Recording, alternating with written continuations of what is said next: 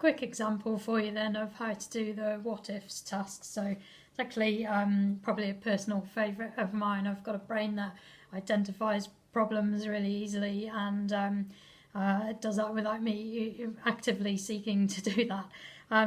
One of the ways this can be problematic is if I don't address that position, so just have a hovering awareness that a number of things could go wrong, or if I try to be sort of falsely positive and decide I'm really happy about knowing all these things that could go wrong.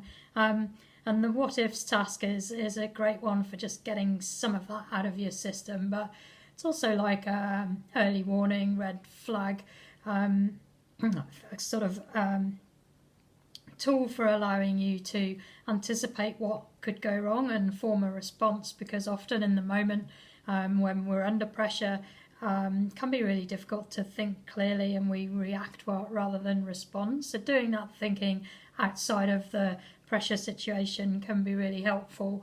Can be unpleasant for some people. I know some people find this really challenging one. But I'll just tell you, in Richie McCaw's words, he's talked about doing this before nearly every game. Just get a notepad and he'll sit down and he'll just make a list.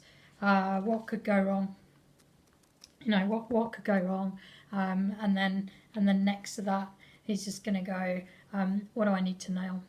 And that's a really helpful thing to come to, especially if you've got a mind that is constantly throwing up what if this happens, what if that happens, saying, well, if then scenarios, if this happens, then I'm going to do that. For example, in a rugby game, what if I drop the ball? And one of the things you're going to do, what do I need to nail to make sure that isn't going to happen? Well, I need to train, I need to do everything I can do to be able to perform at my best. And so you're going to make sure you go to practice and things like that. And often the responses to some of these things are actually happen in advance. You mitigate the likelihood of you dropping the ball by training. My best example I can give to you of how this works really well to reduce anxiety and to assist you to respond is one of my own analogies of a swim race. I know I quite often, before a really big race, I'm sort of thinking like, what if my goggles break? What if my goggles break in the water in the middle of a salty ocean swim, right in the middle of the pack? And that would be pretty unfortunate. It would be something I'd want to avoid. But I like linking this task with circles of control, because it's not really in my control whether or not that happens mid-race. So I might go, what if my goggles break? Well, one of the things I'm going to do is have a spare in case that happens on the start line, and that's something I can do. What if it happens in the race? I can't really prevent that. Sometimes you pick up a knock to the head, or the plastic simply gives up and leaves you without goggles.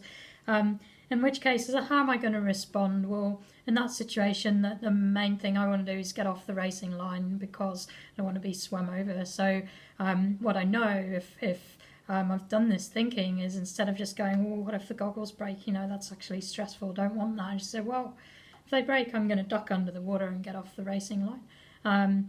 Second thing I'm probably going to do then is just, it might depend on where that happens. If I'm 100 metres from the end, I can probably see the finish flag without goggles. I'm just going to carry on.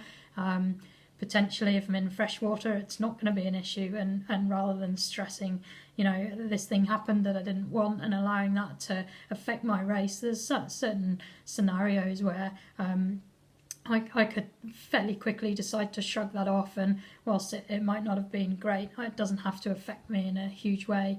Other times it may be a training race, maybe something that I was doing to practice navigation and didn't need it for fitness or for a result. In that situation, potentially I'm just going to wind down the pace, stay away from the pack, or follow the pack. And so hopefully you can see with that analogy, I haven't done anything to affect necessarily the likelihood of that happening, because it's out of my control.